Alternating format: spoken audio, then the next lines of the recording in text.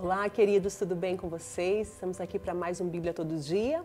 Hoje meditando em 1 Samuel, do capítulo 4 ao capítulo 7. No capítulo 3 nós vemos Samuel trazendo uma palavra para Eli sobre aquilo que Deus faria na vida dele, sobre a sua família, sobre o juízo de Deus sobre a casa de Eli. E no capítulo 4 nós vemos os filisteus entrando em guerra contra a nação de Israel. E quando eles entram em guerra, eles acabam matando, num primeiro momento, 4.000 homens. E a arca de Deus, que representava a presença de Deus, é trazida para o campo de batalha, é trazida para o meio do povo, para trazer alguma proteção. Quem está carregando essa arca são os sacerdotes, aqueles mesmos que nós vimos no capítulo anterior, Ofni e Finéias. Apesar de estarem no serviço sacerdotal ainda, mas eles estavam fora dos planos de Deus. E quando eles chegam com a arca, eles acabam sendo mortos. E a arca de Deus é tomada deles, é levada pelos filisteus. Na sequência do texto, nós vemos que Eli já estava temeroso pela arca de Deus, ele já estava com medo que algo acontecesse à arca de Deus. Ele sendo um homem de 98 anos, pesado, o texto diz que ele já não enxergava, que ele estava pesado. Ele estava sentado sobre uma cadeira ao lado da estrada, esperando notícias da batalha, esperando para saber o que tinha acontecido.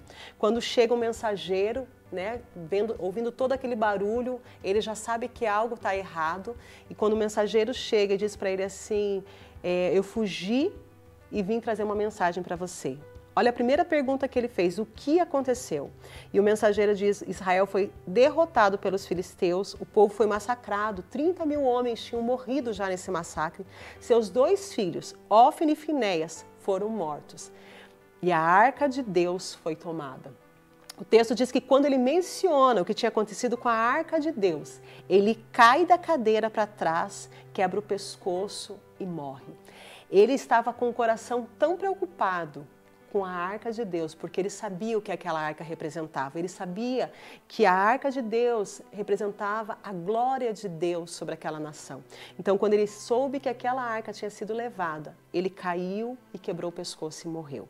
Em sequência, a mulher de Finéias, um dos filhos de Eli, entra em trabalho de parto, no desespero, e acaba morrendo nesse trabalho. E a frase que é ouvida por aquela mulher antes de dar a luz é: foi-se embora a glória de Israel. Aquele povo tinha consciência, irmãos, de que essa batalha não tinha simplesmente levado milhares de homens, não tinha simplesmente levado sacerdotes que morreram nessa batalha, ou no caso Eli, que morreu em sequência dessa batalha, mas eles tinham consciência de que a glória de Deus tinha se retirado no meio deles. Deus estava retirando a sua presença do meio do povo, e agora eles estavam dominados pelo medo do que seria deles a partir daquele momento, o que seria da nação, saindo a glória de Deus do meio deles. Essa arca representava a presença do próprio Deus, que agora já não estava mais no meio deles.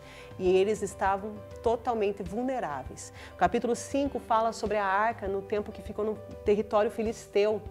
No primeiro momento, eles levaram a arca para um templo de Dagon, o deus da fertilidade. Colocaram a arca nesse templo e na primeira manhã que a arca está lá, os moradores das dotes se levantaram e quando eles chegaram nesse lugar, Dagon estava caído com o rosto diante da arca. Eles levantaram Dagon, provavelmente achando que aquilo era uma coincidência, uma situação que aconteceu. No segundo dia ele estava caído novamente, até que, quando eles chegaram lá, suas mãos e sua cabeça tinham sido arrancadas. E então eles resolveram tirar a arca de Deus do templo e levaram a uma outra cidade.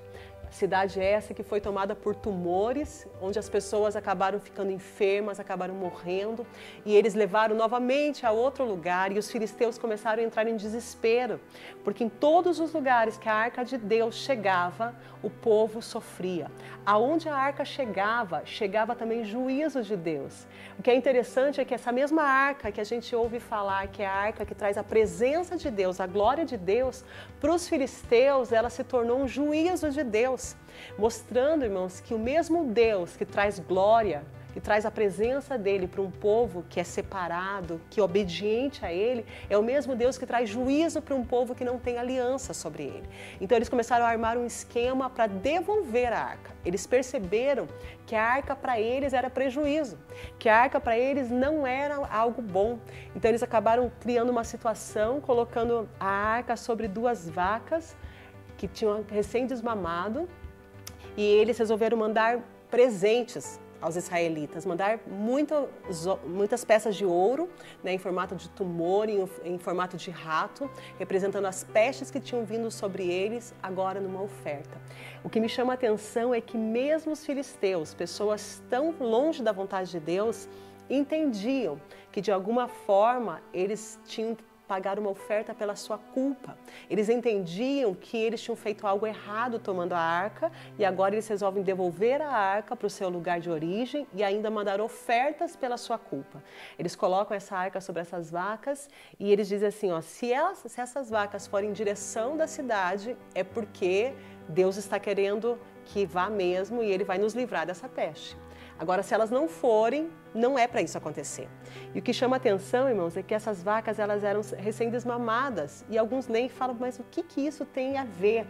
Isso quer dizer que uma vaca recém-desmamada, geralmente ela volta para o lugar onde estão seus bezerros. Elas não vão em outra direção. E quando eles fazem isso, o teste que eles estão fazendo é muito significativo. Se essas vacas forem em direção da cidade, é porque Deus está direcionando. Agora, se elas voltarem para trás, nós não vamos usar essa estratégia. E as vacas seguem exatamente o trajeto que elas precisam seguir. E elas levam a arca de Deus até a cidade, conforme era predito.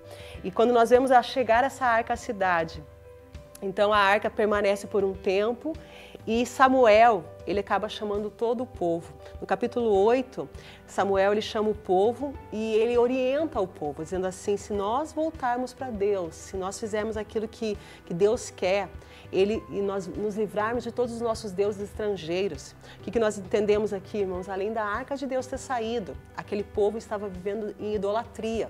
Como muitas vezes já fizeram, eles estavam adorando outros deuses. E Samuel aproveita esse momento para orientá-los, dizendo, se vocês se livrarem dos deuses estrangeiros, das imagens da Astarote e voltarem a Deus de todo o coração, obedecerem somente a Ele, Ele os livrará das mãos dos filisteus. Eles ainda não estavam livres das mãos dos filisteus. Eles ainda não estavam protegidos de haver guerra novamente contra os filisteus. Eles estavam amedrontados, porque eles sabiam que a qualquer momento os filisteus poderiam voltar e trazer muita morte, muita tragédia sobre eles. Então Samuel orienta eles dizendo, voltem para Deus.